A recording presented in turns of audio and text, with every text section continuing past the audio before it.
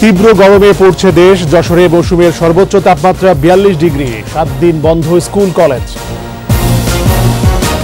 দেশীয় খেলা প্রসারের তাগিদ প্রধানমন্ত্রী শেখ হাসিনার। শিশুদের ক্রীড়ামোদী করে গড়ে তোলার আহ্বান।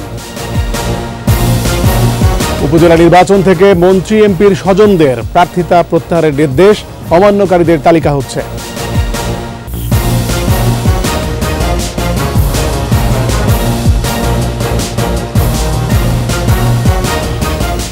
শুনছিলেন ফার্স্ট সিকিউরিটি ইসলামী ব্যাংক পিএলসি সংবাদ শিরোনাম। আমন্ত্রণ রাত 9টার 21 সংবাদে। সাথে আছি আমি MAG ওসমানী। দর্শক, 21 টেলিভিশনের সংবাদ একই সাথে সরাসরি দেখতে পাবেন আমাদের ফেসবুক পেজ www.facebook.com/2124 অনলাইনে। তাপদাহে পড়ছে দেশ। টানা 3 দিন ধরে পারদের রেকর্ড খুলনা বিভাগে। আজ সর্বোচ্চ তাপমাত্রা যশোরে 42.6 ডিগ্রি। এদিকে বাইরে যাওয়ার সময় ছাতা আর পানি সাথে রাখার পরামর্শ স্বাস্থ্য বিভাগের। সহকর্মীদের সহায়তায় রত্না জামানের প্রতিবেদন। খরতাপে পুড়ছে সারা দেশ। আবহাওয়া অফিস বলছে, রাজশাহী, পাবনা ও টাঙ্গাইল জেলা সহ খুলনা বিভাগের ওপর দিয়ে তীব্র এবং চাঁদপুর ও মৌলভীবাজার জেলা এবং ঢাকা ও রাজশাহী ও বরিশাল বিভাগের ওপর দিয়ে মৃদু থেকে মাঝারি তাপ প্রবাহ বয়ে যাচ্ছে।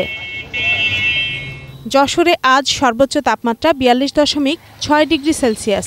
আগের দিন শুক্রবারও একই মাত্রা ছিল এ জেলায়। প্রচণ্ড তাপদাহে বিপর্যস্ত মানুষ। জনশূন্য হয়ে পড়েছে সড়কগুলো।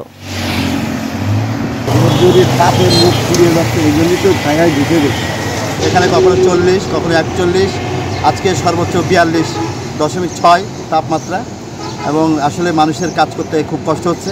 যশোর জেনারেল হাসপাতালে বেড়েছে হার্ট অ্যাটাক ও স্ট্রোকের রোগীর সংখ্যা। মাত্রাতিরিক্ত গরমে রোগীর চাপ বাড়ছে বলে জানিয়েছেন চিকিৎসকরা। যেহেতু পানির স্তর নিচে নেমে যায়, যার ফলে কিন্তু একটু সংক্রমণের সংখ্যা বেড়ে যায়, ডায়রিয়া রোগীর সংখ্যা একটু বাড়ছে। যেমন গতকাল ছিল সব মিলিয়ে শিশু এবং বয়স্ক 18 জন, আজকে সেটা কিন্তু 26 জন। চুয়াডাঙ্গায় তীব্র তাপপ্রবাহে জনজীবন বিপর্যস্ত হয়ে পড়েছে। জরুরি প্রয়োজন ছাড়া কেউই ঘর থেকে বের হচ্ছেন না। চুয়াডাঙ্গার এত মাত্রা গরম এর আগে আমরা দেখিনি। রাস্তায় মানুষ বের হতে পারছে না, আগুনে হলকার মতো আবহাওয়াটা। রাজশাহীতে বেলা বাড়ার সাথে সাথে ফাঁকা হয়ে যাচ্ছে রাস্তাঘাট। টানা তাপদাহে চরম ভোগান্তিতে খেটে খাওয়া মানুষ। শরীর পাতান হয়ে গেছে, তাও কাজ করতে হয়েছে আমার। প্রচণ্ড গরম, কাস্টমার নাই, কাজ কাম নাই। রোদে তো রিক্সা চালানো যাচ্ছে না, ছাওয়াটা পেলে একটু রেস্ট লিছি। তাপপ্রবাহে হাঁসফাঁস পাবনার জনজীবন। তৃষ্ণা মেটাতে ফুটপাতে শরবতের দোকানে ভিড় বাড়ছে। ঈশ্বরদীর ওপর দিয়ে বয়ে যাচ্ছে তাপপ্রবাহ। আবহাওয়া অফিস বলছে, বাতাসে জলীয় বাষ্পের পরিমাণ বেশি থাকায় তাপমাত্রার চেয়ে বেশি গরম অনুভূত হচ্ছে। ছাতিবাদী গাড়ি চালাচ্ছি, ভাড়াটা খুব কম। তাপমাত্রা বেশি, এখন মনে করেন যে খুব অধৈর্য ধরে যাচ্ছে। অনেক গরম, বাইরে হতেই কঠিন। রংপুরেও বয়ে যাচ্ছে তাপদাহ। চরম ভোগান্তিতে শিক্ষার্থী, শ্রমজীবী এবং কর্মজীবী মানুষ। গরমের তাপেতে আর বাহিরে বের হওয়া যাচ্ছে না। মাথা ব্যথা করে, তারপর ঠিক মতো পড়ালেখা করতে অসুবিধা হয়। দিন যাচ্ছে, গরম বাড়তেছে, পানির পিপাসা লাগতেছে বারবার, মাথা না ভিজেলে হচ্ছে না। গোপালগঞ্জে তীব্র তাপদাহে বিপর্যস্ত হয়ে পড়েছে জনজীবন থেকে প্রাণীকুল।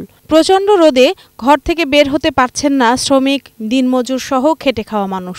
আর বাইরে বের হলে ছাতা আর পানি সাথে রাখার পরামর্শ দিয়েছে স্বাস্থ্য বিভাগ। সাথে একটি বোতলে পানি রাখে যে যেখানে যায়, এবং বাইরে যখন কাজ করবে তখন যেন ছায়াঘেরা অবস্থা, যেখানে যেখানে ছায়া আছে সেই সব জায়গায় অবস্থান করে, তাহলে হয়তো আমরা এর হাত থেকে বাঁচতে পারবো। এছাড়াও এই সময় একটা ডায়রিয়ার একটা প্রচণ্ড প্রকোপ হতে পারে, সেক্ষেত্রেও এই একই পরামর্শ আমাদের। নাটোরে তাপদাহে জনজীবন বিপর্যস্ত হয়ে পড়েছে। লু হাওয়ায় হাঁসফাঁস অবস্থা। তাপদাহে সিরাজগঞ্জের জনজীবন বিপর্যস্ত। জেলার দুর্গম চরাঞ্চল কাজীপুর, সদর, বেলকুচি, চৌহালি ও শাহজাদপুরে এর প্রভাব তুলনামূলক বেশি। মানে এত প্রচণ্ড পরিমাণের গরম, মানে তীব্র সহ্য করার মতো না। অস্থির ভাব লাগতেছে। তারপরে এখন যাইতে হবে কর্মজীবীরা, তাই কর্মের জন্য যাইতেছি। কুমিল্লায় হাঁসফাঁস অবস্থা। প্রচণ্ড গরম থেকে কিছুটা স্বস্তি পেতে অনেকে ঝাঁপিয়ে পড়ছে পুকুরে। শরীর ভিজিয়ে দিচ্ছে নলকূপের পানিতে। রত্না সামান, 21 টেলিভিশন। এদিকে বড় ধরনের ঝড় বৃষ্টি ছাড়া তীব্র তাপপ্রবাহ সহসায় থামছে না। আবহাওয়া অফিসের তথ্য, মাস জুড়েই এমন তাপপ্রবাহ থাকবে। পরিস্থিতি বিবেচনায় স্কুল, কলেজ ও মাদ্রাসায় 1 সপ্তাহের ছুটি ঘোষণা করা হয়েছে। রিপোর্টে বাকিটা জানাচ্ছেন মোহাম্মদ নুরুন নবী। অতীতের সব রেকর্ড ভাঙতে যাচ্ছে তাপপ্রবাহ। গরমের তীব্রতায় ত্রাহি ত্রাহি অবস্থা জনজীবনের। বাস্তবতা বিবেচনায় দেশের সরকারি, বেসরকারি স্কুল, কলেজ, মাদ্রাসা বন্ধ করেছে সরকার। শ্রমজীবী মানুষ নিরুপায়, ঘর থেকে বেরোতেই হয় তাদের। গরম থেকে বাঁচতে চেষ্টার অন্ত নেই তাই। সবার হাতে হাতে পানির বোতল, আইসক্রিম কিংবা শরবত, মৌসুমি ফলে ঠান্ডা থাকার আপ্রাণ চেষ্টা। বিশাল কষ্ট, রোজগার করতে পারতেছি না ঠিকমতো, ওদের কারণে বাইরে গেতেছে না। গতবারের চেয়ে এবছর অনেকটাই গরম বেশি তুলনামূলক। তো ঈদের পর থেকে গরমের চাপটা একটু বেশি যাইতেছে। গরমটা অসম্ভব, সহ্য করতে পারি না, না পাইরা শুয়ে রইলাম। ওই আপনার রস আছে না, 10টা গ্লাস 15টা গ্লাস যেগুলো বেচতেছে, মিনিমাম 15টা 12টা 14টাকে খাওয়া লাগতেছে। আবহাওয়া অফিসের কাছে তেমন সুখবর নেই। চলতি মাসের 25 তারিখের পর বজ্রসহ ঝড়ের সম্ভাবনা আছে। দেশে বিচ্ছিন্নভাবে যেসব ঝড় বৃষ্টি হচ্ছে তা এই তাপ কমাতে যথেষ্ট নয় একেবারে। এই এপ্রিল মাস জুড়েই অব্যাহত থাকবে। এই যে তাপপ্রবাহ বহমান রয়েছে তা থেকে রেমেডির পরিত্রাণের একমাত্র উপায় হলো বজ্রঝড় সংঘটিত হওয়া। যে বজ্রঝড় হলে সাধারণত তাপমাত্রা 2 থেকে 6 ডিগ্রি, পক্ষান্তরে কোনো জায়গায় 2 থেকে 8 ডিগ্রি সেলসিয়াস কমে স্বস্তিদায়ক পরিস্থিতি সৃষ্টি করতে পারে। স্বাস্থ্যের দিক বিবেচনায় রেখে দুপুর 12টা থেকে বিকেল 4টা পর্যন্ত উন্মুক্ত স্থানে না থাকার পরামর্শ দিয়েছেন আবহাওয়াবিদ ও চিকিৎসকরা। এক্সট্রা বোতল দেওয়া, যে বোতলের ভিতরে হতে পারে যে খুব ঘেমে গেলে হালকা একটু ডাবের পানি দিতে পারে, বা অল্প করে একটু স্যালাইনের পানিও দিতে পারে, যে ওই সময়টা তোমরা এক্সট্রা পানি খেলে, বারবার করে একটু পরপর পানি খেলে, সেটা করতে পারে। 42.6 ডিগ্রি সেলসিয়াসের মধ্যে ওঠানামা করছে এই তাপমাত্রা। কখনো 44 থেকে 46 ডিগ্রি সেলসিয়াসের মতো ফিল হতে পারে। চলমান পরিস্থিতিতে 3 দিনের হিট অ্যালার্ট শেষে আবারও একই ঘোষণা আসার শঙ্কা রয়েছে।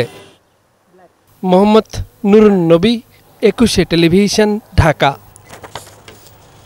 পড়াশোনার পাশাপাশি খেলাধুলা, শরীর চর্চা ও সাংস্কৃতিক কর্মকাণ্ডের মধ্য দিয়ে শিশুদের গড়ে তোলার আহ্বান জানিয়েছেন প্রধানমন্ত্রী শেখ হাসিনা। খেলাধুলায় উন্নতির মাধ্যমে দেশকে আরও এগিয়ে নেওয়ারও আহ্বান জানান তিনি। বিস্তারিত জানাচ্ছেন ফারজানা শোভা।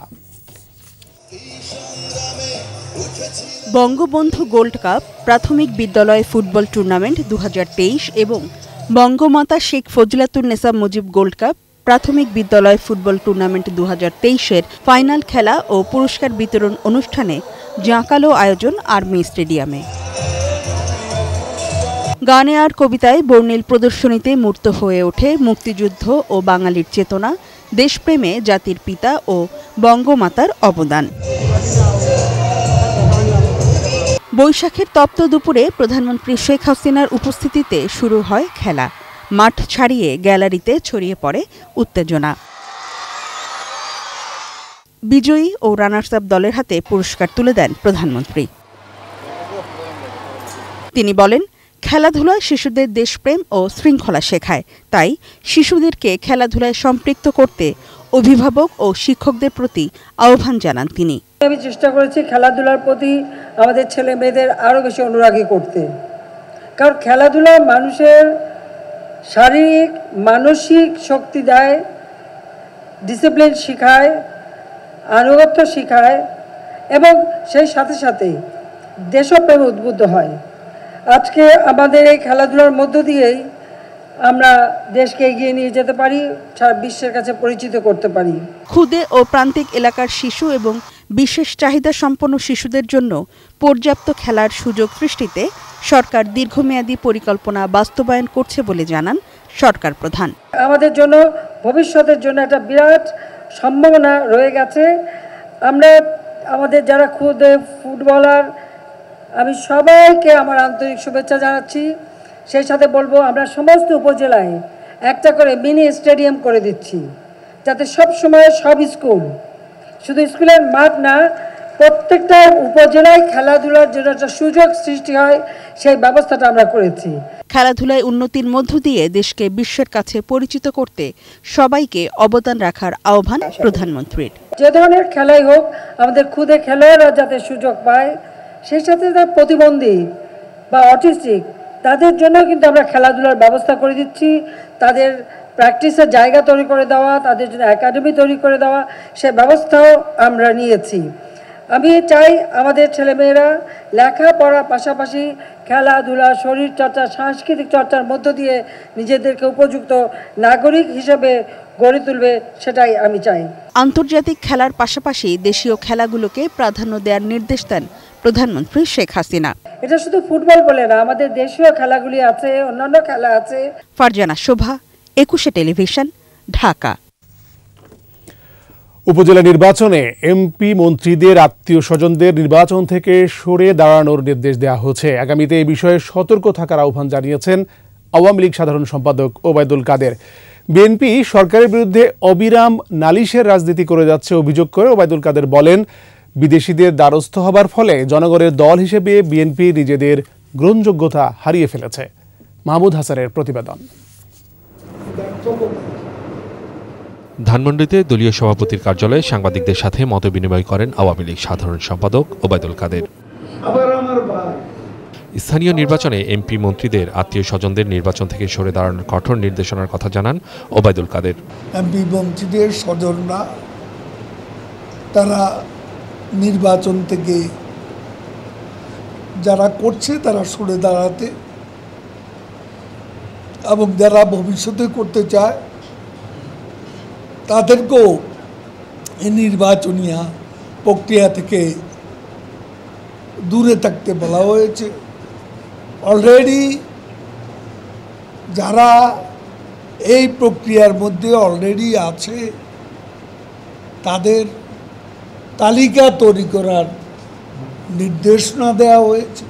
বিএনপি সরকারের বিরুদ্ধে অবিরাম নালিশের রাজনীতি করে যাচ্ছে। জনগণের দল নয় বিএনপি, সন্ত্রাসী দলে পরিণত হয়েছে বলেও অভিযোগ তোলেন ওবায়দুল কাদের। বিএনপি এখন রাজনৈতিক দলের পরিচয় দেওয়ার মতো অ্যাকসেপ্টেবিলিটি তারা হারিয়ে ফেলেছে। সন্ত্রাসী কর্মকাণ্ডের জন্য বিএনপি নিজেদের রাজনৈতিক অবস্থান হারিয়েছে বলেও দাবি করেন আওয়ামী লীগ সাধারণ সম্পাদক। তাদের কর্মকাণ্ডে তারা একটা সন্ত্রাসী দল। মাহমুদ হাসান, 21 টেলিভিশন, ঢাকা।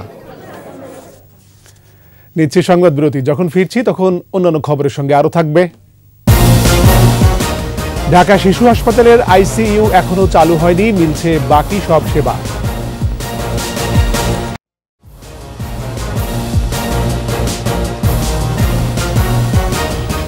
আমন্ত্রণ আবারও রাত 9টার 21 সংবাদে। ঢাকা শিশু হাসপাতালে আগুনের ঘটনায় কার্ডিয়াক আইসিইউ পুড়ে যাওয়ায় বন্ধ রয়েছে সেটার কার্যক্রম। তবে বাকি সব ধরনের সেবা মিলছে দেশের একমাত্র বিশেষায়িত শিশু হাসপাতালটিতে। স্বাস্থ্যমন্ত্রী জানালেন, দ্রুত সময়ের মধ্যে আইসিইউ পুনরায় চালু করা হবে। রাসেল খানের রিপোর্টে বিস্তারিত।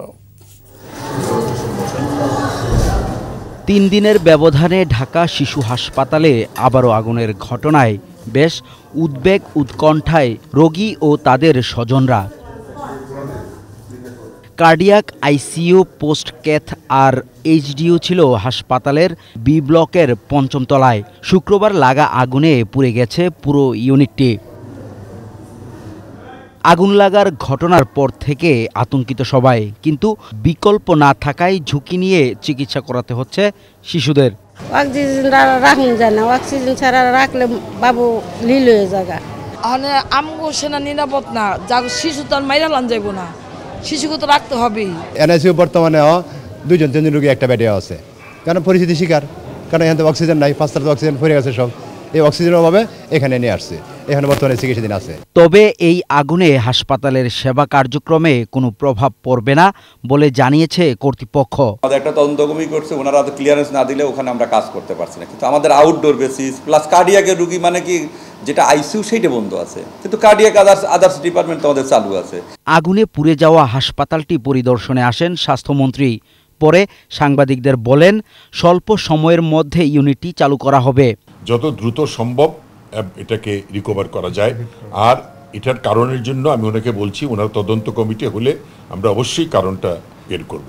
কারণ হাসপাতালে অগ্নিকাণ্ড এটা খুবই ভয়াবহ একটা জিনিস। তাদের তো অল্টারনেটিভ ব্যবস্থা, আমাদের এনআইসিইউ আছে, আরও যে সমস্ত আইসিইউ আছে সেখানেতে রুগীদেরকে শিফট করা হচ্ছে এবং ওনারা আরও বিকল্প চিন্তাভাবনা করে যাতে আরও রুগী আসলে যাতে কোনো অসুবিধা না হয় সে ব্যাপারে পদক্ষেপ নেবে। আগুনের ঘটনায় 3 দিনের মধ্যে দেয়া হবে তদন্ত প্রতিবেদন। একই সঙ্গে আরও সতর্কতামূলক ব্যবস্থা নেওয়া হবে। রাসেল খান, 21 টেলিভিশন, ঢাকা। পঞ্চম স্প্যান স্থাপনের মধ্য দিয়ে দৃশ্যমান হল যমুনা নদীর উপর নির্মাণাধীন বঙ্গবন্ধু রেল সেতুর 4.8 কিলোমিটার যাত্রাপথ। জাপানের জাইকা এবং সরকারের যৌথ সহযোগিতায় 16,780 কোটি টাকা ব্যয়ে 2020 সালের 19 নভেম্বর শুরু হওয়া রেল সেতুটি টাঙ্গাইল সিরাজগঞ্জ দুটি ভাগে বিভক্ত। এই কাজ এখন শেষ পর্যায়ে। 500 শতাধিক শ্রমিক, কর্মচারী ও প্রকৌশলীদের সুদক্ষতায় 50টি পায়ার নির্মাণের পর 49 নম্বর স্প্যান বসানোর মধ্য দিয়ে এই সেতুটি এখন পুরো দৃশ্যমান। সেতুর দুই পারের বাসিন্দা ও জেলাবাসীও আনন্দে উচ্ছ্বাসিত। তাদের দাবি আগামী বিজয় মাসে রেল সেতুটি খুলে দেয়ার। আর এরই সাথে শেষ করছি রাত 9টার 21 সংবাদ। যাবার আগে ফার্স্ট সিকিউরিটি ইসলামী ব্যাংক পিএলসি সংবাদ শিরোনামগুলো আরও একবার। তীব্র গরমে পুড়ছে দেশ। যশোরে মৌসুমের সর্বোচ্চ তাপমাত্রা 42 ডিগ্রি। 7 দিন বন্ধ স্কুল কলেজ। দেশীয় খেলা প্রসারের তাগিদ প্রধানমন্ত্রী শেখ হাসিনার। শিশুদের ক্রীড়া মোদী করে গড়ে তোলার আহ্বান। উপজেলা নির্বাচন থেকে মন্ত্রী এমপির স্বজনদের প্রার্থিতা প্রত্যাহারের নির্দেশ। অমান্যকারীদের তালিকা হচ্ছে।